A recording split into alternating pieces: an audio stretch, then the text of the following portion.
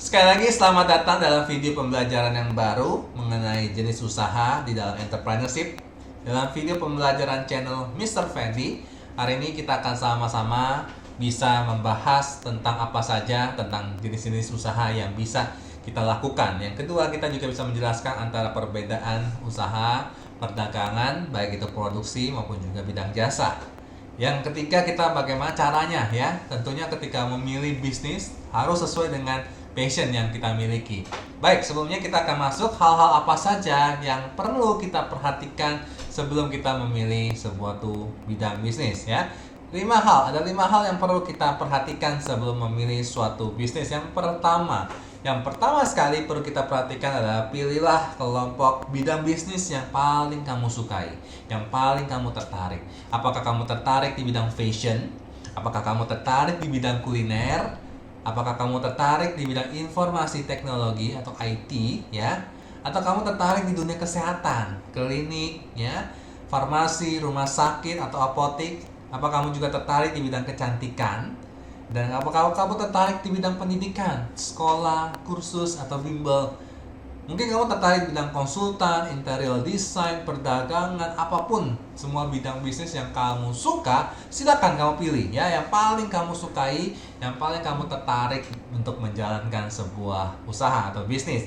Nah, yang kedua yang perlu kamu perhatikan adalah kamu bisa menentukan dulu posisi mana dalam bisnis yang kamu ingin kamu lakukan. Apakah kamu pengen sebagai pemasok ya, memberikan bahan baku kepada para produsen ya, atau kamu hanya pengen sebagai produsen saja yang memproduksi barang ya, barang jadi gitu ya, atau kamu pengen menjadi agent, distributor yang mendistribusikan barang dari produsen kepada konsumen, atau kamu mau sebagai tenaga ahli ya, atau konsultan tadi sebagainya ya. Jadi yang kedua ini perlu kamu perhatikan dulu, kamu posisi bisnis apa yang ingin kamu jalankan. Nah, yang ketiga, kamu harus menentukan juga target pasar ya. Target pasar yang bakal kamu sukai atau bidik ya. Apakah kamu pengen membidik orang-orang yang punya duit, orang-orang kaya, atau orang-orang yang mungkin pas-pasan ya, atau kalangan bawah. Jadi silakan pilih banyak target pasar yang bisa kamu sasarkan ya, yang bisa kamu sasarkan pada pria ya, bisa sasarkan pada wanita, atau sasarkan pada ibu-ibu, anak-anak. Target pasar begitu banyak ya, silakan kamu yang ingin kamu sukai, target pasar mana yang ingin kamu bidik, silakan kamu tentukan terlebih dahulu. Nah, yang keempat, ya kamu harus bisa tentukan juga fokus bisnis mana yang bakal kamu jalankan. Ya, apakah kamu mau menjalankan di bidang produksi, ya tadi memproduksi barang ya, barang setengah jadi menjadi barang jadi, atau kamu mau di bidang perdagangan, bisa juga ya trading, atau di bidang jasa. Jadi fokus mana bisnis yang akan kamu pilih. Dan yang terakhir, tentukan juga strategi. Ini penting ya. Begitu banyak bisnis dalam dunia usaha.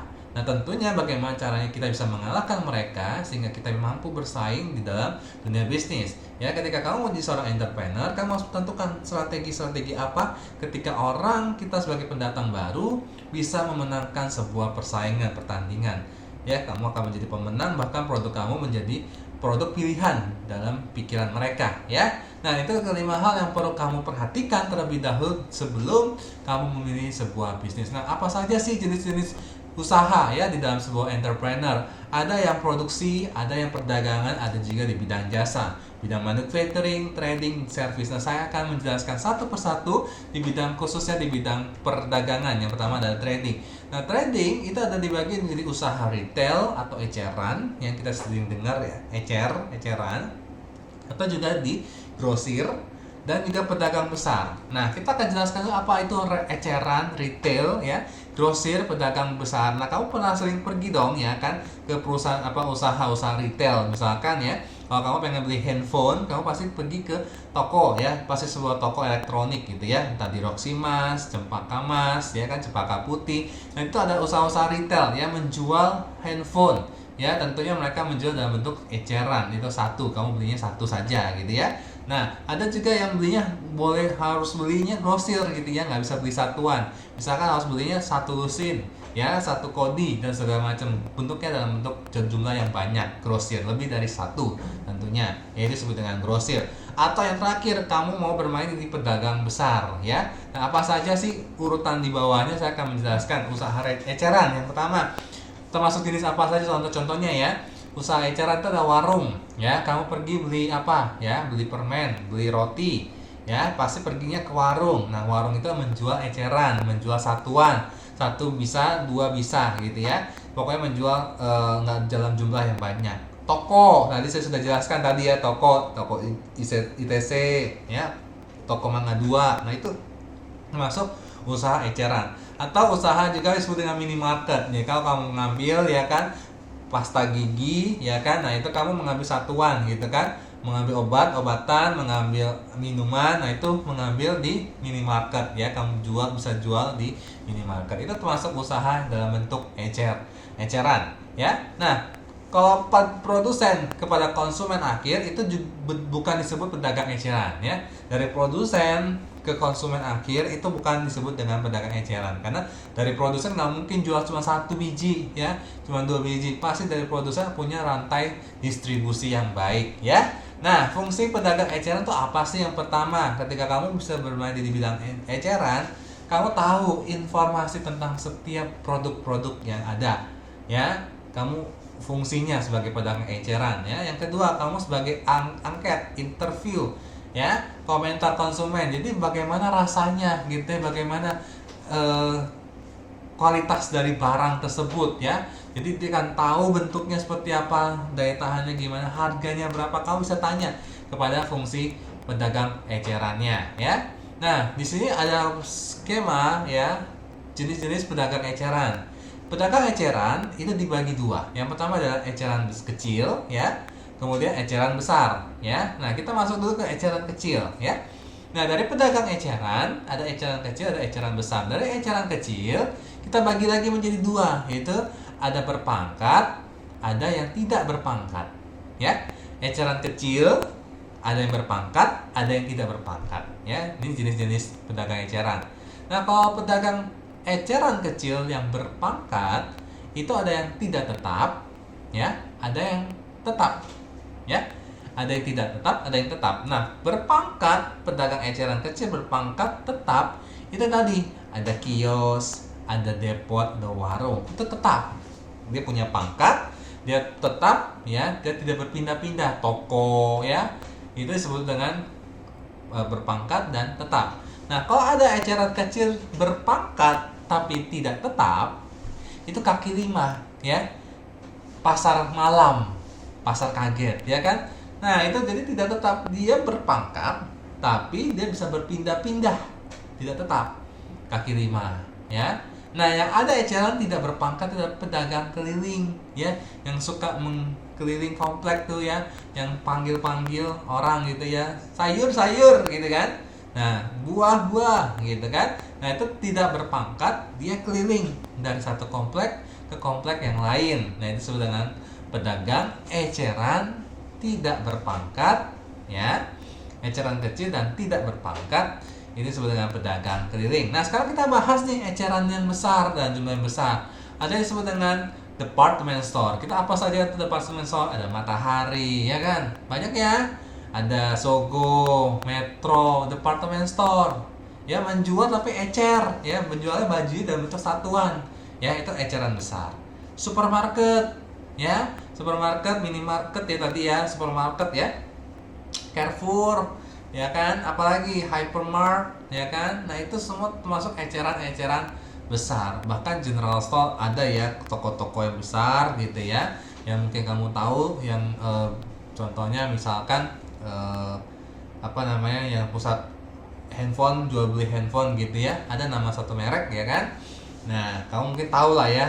Nah, jadi itu general store. Jadi dia pedagang eceran tapi besar, ya, bukan kecil jumlahnya. Oke.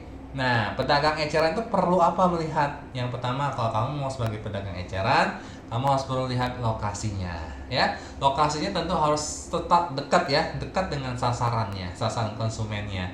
Kalau kamu mau berpangkat nanti gitu, ya, nah harus dekat dengan sasaran konsumennya. Lihat ada pemukiman nggak, gitu, ya. Kalau ada pemukiman yang banyak, misalkan ada dibangun apartemen baru, ya kan, dibangun kampus baru, nah itu kan ada jumlah, ya, jumlah pengunjungnya, ya kan, ada orangnya, ya, ada sasaran konsumennya dan jumlah besar. ada dibangun hotel, nah itu pasti ada pengunjungnya. Ketika kamu membuka sebuah toko atau eceran kecil, kamu maka bisa ya sangat strategis sekali. Ya, yang kedua adalah kelengkapan barang. Kamu harus perhatikan ya, eceran kecil juga harus perhatikan lengkapkah barang-barang kamu jual ya, warung sekalipun. Nah, kekuatan dan kelemahannya bisa kita perhatikan. Yang pertama adalah kekuatannya, kita bisa ketemu langsung dengan konsumen. Ya, kalau eceran kecil, kita bisa langsung ketemu eceran, langsung beli, misalkan beli detol, beli sabun, ya kan, beli pasta gigi. Nah, itu bisa langsung ketemu dengan konsumen. Kelemahannya apa? Pembukuannya seringkali kurang diperhatikan, ya kan? Beli rokok misalkan gitu ya, 1 batang gitu ya, 2 batang, 2 bungkus, ya kan? Seringkali nggak dicatat, langsung aja duitnya masukin ke kotak, benar ya? Ke laci. Pembukuannya seringkali kurang diperhatikan, bahkan keahliannya kita kurang ya. Hanya sekedar beralaskan kemampuan kita hanya cuma jual beli, ngambil barang dan segala macam itu ya. Jadi kekuatan dan kelemahan itu perlu diperhatikan juga.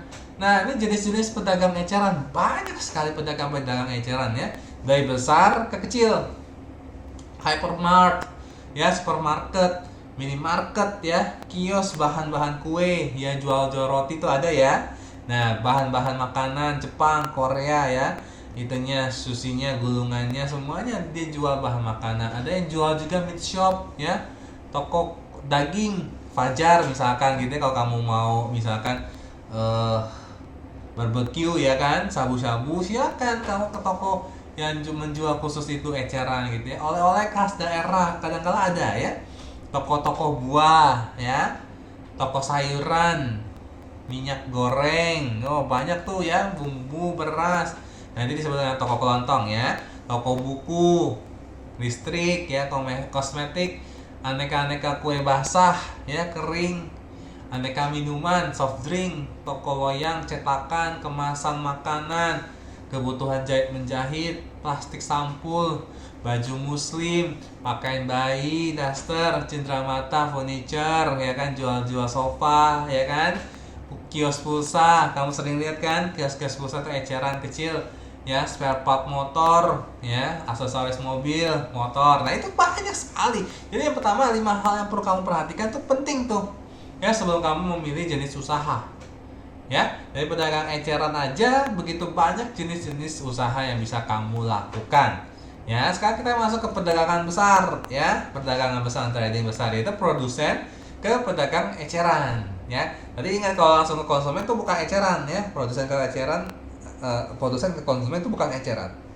Produsen ke pedagang eceran itu disebut dengan perdagangan besar ya. Nah, prinsip perdagangan besar yaitu menjual barang secepat mungkin ya, semurah mungkin, tidak ada biaya simpan produk di gudang. Jadi habis diproduksi langsung dikirim, langsung dijual ya, langsung, nggak ada lagi simpan menyimpan. Jadi kalau misalkan kamu ke Sari Roti, misalkan toko-toko roti misalkan gitu ya, dia memproduksi roti selesai, minuman gitu ya, langsung di packing, langsung dikirim ya, nggak ada biaya simpan produk di gudang ya. Ada disebut dengan grosir umum, ada disebut dengan grosir barang khusus ya. Nah, ini contoh-contoh jenis ya. Kalau misalkan jenis-jenis usaha, ada kosmetik, farmasi, hasil bumi, elektronik, perdagangan besar nih ya, kebutuhan rumah tangga ya. Jadi banyak sekali bisa kita pilih. Nah, manufacturing, sekarang kita masuk ke produksi ya. Memproduksi barang mungkin setengah jadi, barang belum jadi, menjadi barang jadi. Jadi kegiatan intinya adalah kegiatan menghasilkan barang ya. Kegiatan menghasilkan barang ada bermacam-macam. Ada yang disebut dengan home industry ya. Home industry adalah suatu unit usaha dalam skala kecil dalam bidang industri tertentu. Ini disebut dengan home industry. Industri bidang makanan ya, di bidang tadi dessert, di bidang tadi pastry ya, roti ya kan, home industry. Jadi unit usahanya dalam skala kecil ya. Dia memproduksi dalam skala kecil, tidak besar, tidak butuh pabrik gitu ya, dalam bidang industri tertentu. Oke, ini kegiatan yang menghasilkan barang, itu manufacturing. Nah, manufacturing terdiri dari, ada yang kecil, biasa modalnya 5 juta, ya kan? Jumlah karyawan cukuplah 1-5 orang. Nah, itu disebut dengan manufacturing yang dalam jumlah home industry, ya. Nah, list home industry apa saja? Yang pertama ada industri, dari industri besar ya ke yang kecil. Ada industri pembuatan kerupuk, ya. Ada tuh home industry.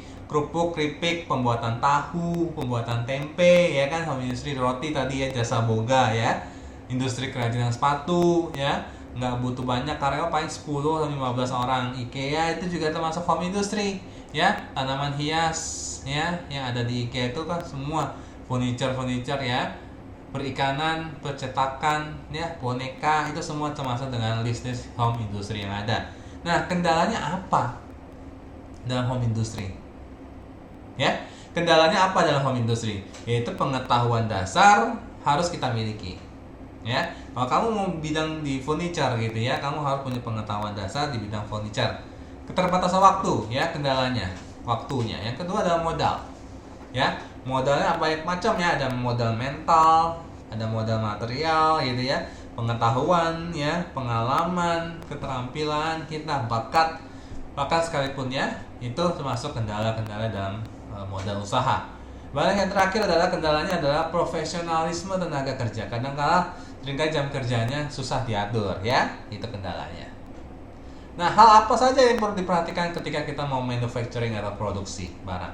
Yang pertama, lokasinya harus dekat dengan sumber material ya. Lokasinya harus dekat dengan sumber material. Kalau kita jauh nih, tokonya di atas gunung gitu kan, materialnya di bawah gunung ya capek gitu kan, mahal biaya ongkos kirimnya ke atas ya.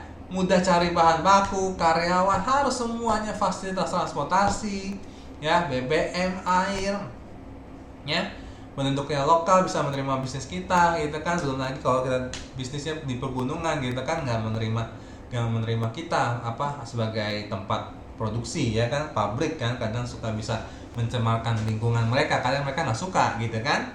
Nah, kita harus perhatikan lokasi itu dekat dengan sumber material yang ada ya. Makanya kenapa kalau misalkan sebagai manufacturing, mereka semua berkumpul tuh di satu lokasi home industri ya. Yang kedua, pilihan produksinya. Kita harus perhatikan adalah modalnya yang harus kita perhatikan. Modalnya besar kecil ya. Keterampilan dan juga pengetahuan kita seperti apa yang kita miliki. Teknologinya seperti apa yang kamu punya ya. Karyawannya gimana. Nah, pilihan produksinya itu sangat menentukan ya. Yang ketiga, kualitas produk. Nah, produknya mau seperti apa kualitasnya ya kan? Ada roti yang kualitasnya baik, ada roti yang mungkin kualitasnya biasa-biasa saja ya. Kalau kamu lihat ada orang tua yang mungkin home industry ya, saya katakan gitu ya, enak gitu ya, tapi kenapa kok susah masuk ke supermarket, minimarket? Karena apa? Karena mungkin kualitas produknya ya sebagai ya pastry rumahan gitu ya. Nah, atau mungkin juga keterbatasan modal pilihan produksinya tadi saya sudah katakan. Yang keempat apa? Ketepatan produk ya. Seringkali kita janji kepada konsumen itu harus kita tepati ya kan. Kalau kita tepati kualitasnya harus bagus ya bagus gitu ya. Janjinya apa yang bisa kamu berikan? Perhatikan lagi apalagi variasi produk tentu ya. Kita nggak cuma hanya produksi cuma satu jenis ya kan, harus bervariasi produk supaya konsumen itu ya semakin tertarik dengan bidang usaha yang kita jalankan ya. Variasi produknya apa, kreativitas dan juga inovasi tentu harus kita miliki. Sekali lagi saya tekankan, kreativitas dan juga inovasi yang harus kamu miliki. Dan yang terakhir yang harus diperhatikan dalam produksi apa? Hubungan ya. Hubungan antara pemasok dengan distributor atau disebut dengan partnership ya. Jadi hubungan relationship dengan pemasok dan distributor harus baik gitu. Kenapa? Karena dia yang sebagai sumber utama bisa menjalankan usaha kita ya. Kalau tanpa mereka, tanpa distributor, tanpa pemasok ya, bahan baku ya, kita nggak bisa memproduksi barang, betul ya. Kita tidak bisa mengirim barang. Nah, kita harus baik-baik sama mereka ya, dan menjalin hubungannya dengan pemasok dan juga distributor. Nah, bidang jasa apa saja sih termasuk bidang jasa? Lokasinya, bagaimana caranya? Lokasi tidak selalu strategis ya, nggak perlu strategis dan juga luas, karena kan di bidang jasa ya kan. Kalau kamu jasa fotografer, kamu nggak perlu dulu lokasi yang strategis ya, luas ya kan, karena tidak langsung berhubungan dengan konsumen ya kan, tetapi dia langsung berhubungan dengan hasil portofolio yang kamu miliki ketika kamu mampu ya menarik konsumen untuk datang pada kamu. Nah, yang perlu kamu perhatikan adalah jaringan ya. Kamu harus punya network ya. Ketika kamu mau punya network satu ya, sudah happy ya, pasti dia akan berbicara kepada teman-temannya, berbicara pada keluarganya, maka dia akan kembali memilih produk kita. Jadi istilahnya word of mouth ya, mouth to mouth ya. Jadi harus punya networking yang baik kalau di bidang jasa. Tentu harus ada promosi, harus marketingnya pinter, ya, tenaga salesnya juga harus baik, ya. Seringkali tenaga sales, tenaga marketing itu sebagai pemicu utama orang membeli produk kita. Jadi harus hati-hati nih, kita harus men-training, harus berbaik-baik dalam marketing. Jangan sampai mereka salah ngomong gitu ya tentang usaha yang kita jalankan. Ya, apa saja termasuk jasa-jasa ya, service ya di bidang jasa. Yang pertama adalah jasa konstruksi ya, bangunan. Kalau kamu mau bikin apartemen, kalau kamu bikin rumah susun, nah itu ada jasa konstruksi. Kamu bikin jembatan dan sebagainya. Ya, jasa apa lagi? Bidang jasa apa lagi? Bidang jasa perbankan atau lembaga keuangan ya. Apalagi asuransi, jasa servis ya kan. Properti itu jasa transportasi di bidang jasa ya. Grab nih ya, Gojek, ini semua di bidang transportasi. Konstruksi tadi ya, bangun gedung, ngecat rumah atau bikin kolam ya kan, instalasi air, listrik, WC ya, semua penyewaan tentang alat-alat bangunan itu juga bisa kita di bidang jasa ya. Transportasi ada taksi, ada kapal laut ya, penyewaan kapal tanker, kapal pesiar, sewa mobil. Sekarang banyak ya sewa-sewa mobil, misalkan di Bali ya kan, kalau kamu turis ya kan, mau pinjam apa, mau sewa motor, sewa mobil, nah itu sebagai alat transportasi, penyewaan. Nyewa pas pesawat udara ada ya, helikopter di Kapten Vincent ada ya, bus dan minibus antar kota, bajai, beca, ojek, semua ya, itu bidang transportasi. Oke. Nah, kalau kamu mau di bidang apa lagi nih? Jasa pengiriman bisa ya. Ada JNE, Si Cepat ya, ID Express, apalagi JNT ya. Nah, banyak sekali jasa-jasa pengiriman. Jasa kesehatan banyak ya. Jasa kesehatan sekarang udah banyak untuk tes PCR ya, tes swab antigen dan segala macam. Banyak lab-lab bermunculan. Kalau kamu lihat menawarkan harga, persaingan harga, itu jasa kesehatan. Bahkan jasa pariwisatanya sudah sering ya menjadi objek wisata, maka banyak jasa-jasa pariwisata muncul, misalkan apa ya, bermain water sport ya kan, jasa-jasa apa lagi ya, jasa foto, jasa bidang seni dan entertainment ya kan. Nah, itu banyak sekali. Pengiriman tadi ya, melayani paket, surat-surat dokumen atau hadiah, ngirim hadiah, atau bahkan online shop ya kan. Nah, itu bisa bekerja sama. Kesehatan tadi, biomedika, check up ya, klinik ya, lab-lab, laboratorium, seminar kesehatan, itu bidang kesehatan. Pariwisata tadi ada di bidang hotel ya, cottage, camping ground ya, guest house, wisma, restoran, bahkan tour ya. Banyak sekali yang bermain di bidang pariwisata jasa ini ya, sebagai tour guide, tour leader ya, di bidang pariwisata. Seni entertainment, ada pertunjukan kesenian di Taman Ismail Marzuki, sekarang sudah tidak ada ya. Teater koma, desain grafis dan visual, melukis ya, karaoke, itu semua di bidang seni dan entertain. Kita juga bisa jalankan di bidang bisnis ya, di bidang kesenian atau entertain. Atau kalau kamu melukis tuh ya, melukis orang ya, banyak sekali kamu bisa temukan di daerah sepanjang jalan Kota Tua gitu ya. Sebelum Kota Tua itu ada tuh, nah di bawah gedung gitu ya, di bawah terowongan tuh ada tuh orang-orang yang punya jiwa kesenian. Nah, itu bisnisnya seperti itu ya, melukis ya. Karaoke, nah itu banyak sekali ya, Innovista ya kan, karaoke yang muncul sekarang, artis-artis yang bermain di bidang jasa kesenian. Nah, apalagi jasa di bidang jasa banyak ya.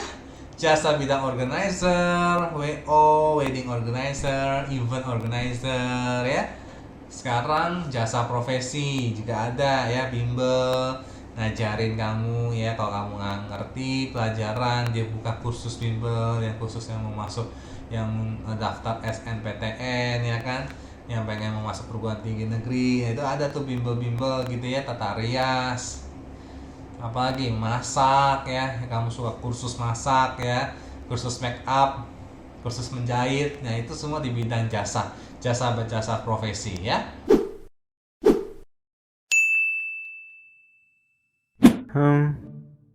Hari yang membosankan. Cari kegiatan di internet dulu ah.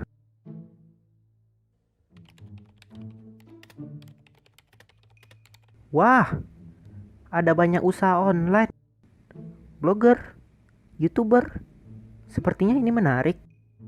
Di sini tertulis bahwa dengan menjadi seorang blogger bisa menghasilkan uang dengan cara menulis artikel. Aku harus mencoba ini karena aku juga suka menulis. Ternyata menjadi seorang blogger sangat mudah. Aku hanya perlu membuat sebuah blog yang berisi artikel menarik di dalamnya.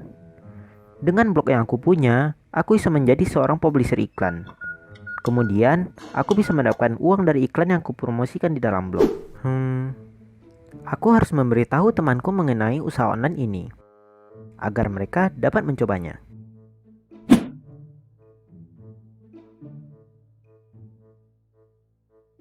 Akhirnya, sampai juga di toko baju milik orang tua Ronald. Aku langsung masuk deh. Mudah-mudahan Ronald ada di dalam. Bagaimana kabarmu, Ronald? Alhamdulillah, baik, Ndi. Oh iya, Ronald. Tujuan aku ke sini ingin memberitahukan sebuah usaha online kepadamu. Usaha apa itu, Andi? Namanya e-commerce atau toko online. Jadi, nanti kamu dapat menjual dan mempromosikan barang yang ada di tokomu secara online. Bagaimana caranya, Andi? Caranya, kamu dapat membuat sebuah website yang di dalamnya terdapat produk yang kamu jual. Jadi, nanti para pembeli dapat membeli barang yang kamu jual secara online, tanpa perlu datang ke toko langsung. Wah, sepertinya bagus. Aku harus memberitahu kedua orang tuaku mengenai hal ini. Iya, sebaiknya kamu mencoba peluang ini. Kan tidak ada ruginya jika kita mencoba. Oh iya, aku pamit dulu ya, mau ke rumah David. Oke, hati-hati di jalan ya.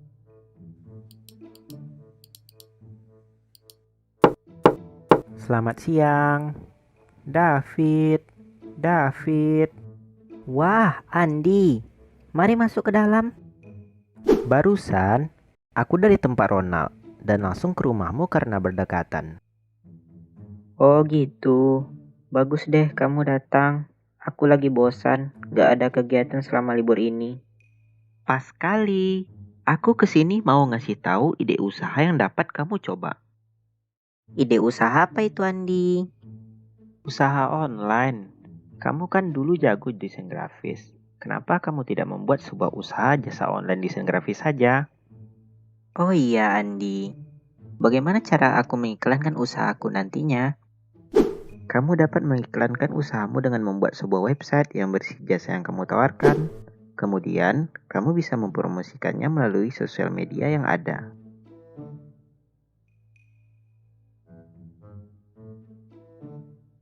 Iya juga ya. Ngomong-ngomong Andi, apakah ada ide usaha online yang lain? Ada YouTuber. YouTuber merupakan seorang pembuat konten di situs bernama YouTube. Kamu dapat membuat konten berupa video tutorial, vlog, dan lain-lain. Dengan menjadi seorang YouTuber, kamu bisa mendapatkan uang dengan cara menjadi seorang publisher iklan. Atau, kamu juga bisa mempromosikan jasa online kamu dalam bentuk video. Wah, aku akan mencobanya. Kalau gitu, kita harus sama-sama sukses ya. Oke.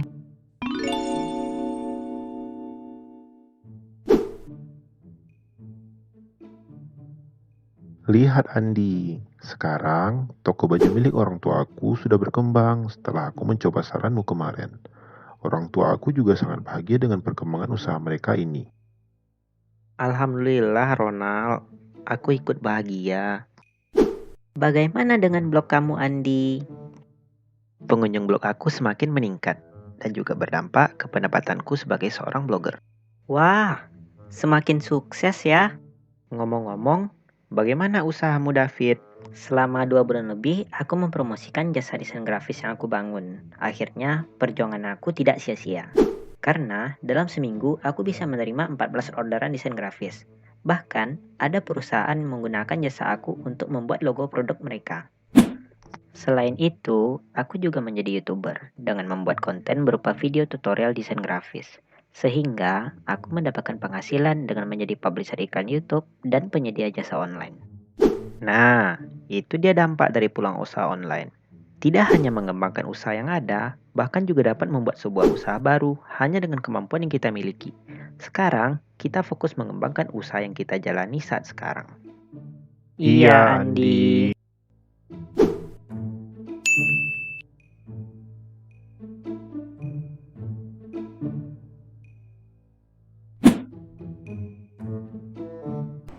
Nah, itu tadi adalah jenis-jenis usaha apa saja yang bisa kita lakukan ketika kita mau mencoba menjadi seorang entrepreneur yang baik, ya. Begitu banyak jenis-jenis usaha di bidang produksi, di bidang trading, di bidang jasa, bisa kita manfaatkan peluang-peluang yang ada. Nah, bagaimana caranya? Yang perlu kita perhatikan ada 5 langkah sebelum kita memilih suatu usaha yang baik untuk kita lakukan. Mudah-mudahan video pembelajaran Mr. Fendi bermanfaat untuk kita semua. Kita saksikan tetap terus channel Mr. Fendi dalam video pembelajaran selanjutnya. Salam entrepreneur.